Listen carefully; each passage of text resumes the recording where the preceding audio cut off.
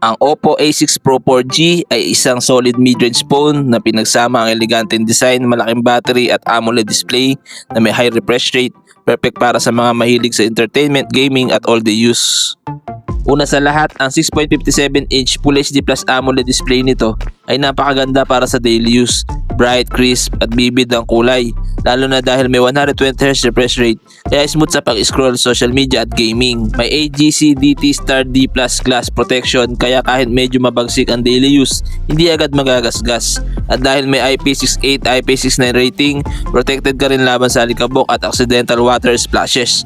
Bihira ito sa 4G phone sa ganitong presyo. Sa loob, may MediaTek Helio G 106nm chipset na may Mali G57MP2 GPU.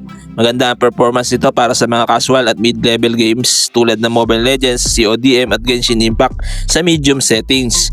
May 8GB of RAM na expandable via dynamic RAM, kaya multitasking friendly siya.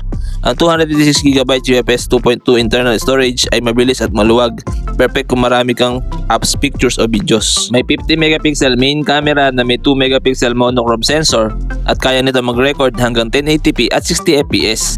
Sa daily shots, malinaw at detailed ang kuha. May natural na kulay. Sa low light, okay pa rin pero mas maigi kung may lightning. Ang 16MP selfie camera naman ay sakto para sa social media, sharp, malinaw at may natural looking skin tone. Isa sa highlights ng phone na to ay ang 7000mAh battery. Sobrang laki, kayang tumagal ng halos 2 araw sa moderate use. Tapos may 80W Superbook fast charging, kaya kahit malaki ang battery, mabilis pa rin ma-full charge. Suportado nito ang 4G LTE, Wi-Fi, Bluetooth 5.4, OTG, and USB Type-C. Wala mang 5G, stable at reliable naman ang 4G connection. Sa 15,999 pesos, sulit na sulit ang Oppo A6 Pro 4G para sa mga users na mas gusto ang malaking battery, magandang AMOLED screen at reliable performance.